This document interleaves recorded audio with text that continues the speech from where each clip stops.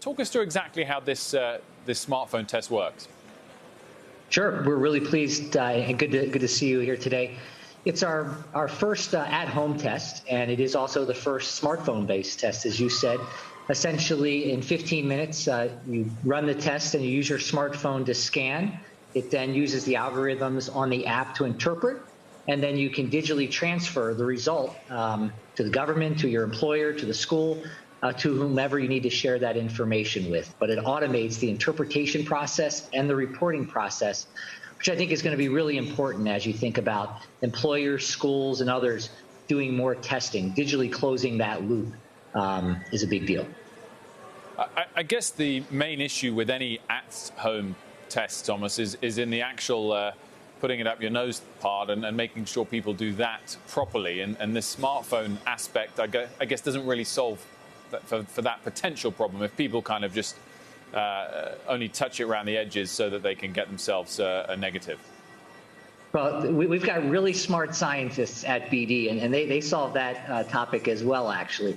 Not only do we detect COVID, but our test also detects the level of nasal protein in the swab. And if we don't detect human nasal protein on the swab when you're running the test, we don't give a COVID result. So you've got to put the swab in your nose and get a proper sample to get a result to show up on your smartphone and be able to share that. Again, that's just, if you're a school, you're a business, you're anyone else who's relying on that test result, we've designed our test so that you know someone's actually done the swabbing properly. You allow the smartphone and the algorithms there to interpret to say, is it positive or negative?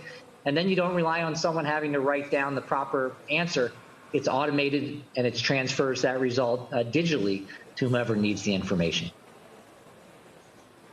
Thomas, more broadly, you've been in this COVID testing business now for a while. I talked to Rodney McMullen just a few moments ago, asked him from Kroger if they're going to get enough access to some of these tests with the Biden administration ramping up testing at schools and in businesses where people don't vaccinate. Are we able to manufacture enough tests to comply with that? Well, we took steps early on to add capacity. So just to put in perspective, pre-COVID, we used to have capacity to make about 12 million rapid tests in a year. We can now make 12 million of those tests in a month. And so we're prepared to ramp up quite significantly. We have quite a bit of available capacity. And so we stand ready to certainly increase that production.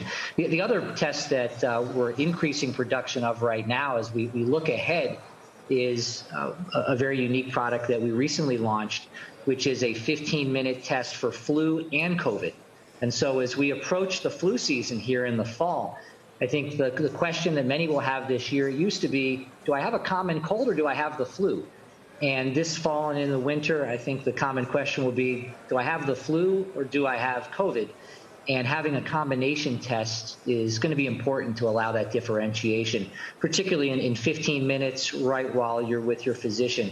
And so we've started shipping that product. We're seeing very strong uptake. And I think that's going to be a really important tool in fighting COVID and the spread of flu as we get deeper into fall and winter. I guess if there's lots of flu, it would be better than lots of COVID. But what are your expectations of this flu season, Thomas, if you have any? I've learned in my 20 years in being involved in trying to predict that's a very difficult thing to predict. But certainly there's a number of people that are projecting that it could be a more serious flu season this year. And I think it's better to be safe than sorry and prepare in the event that it is a more serious flu season this year. Obviously, it was extremely light last year. And tools like the combination tests that I mentioned are going to be an important part of controlling the spread of both flu and COVID.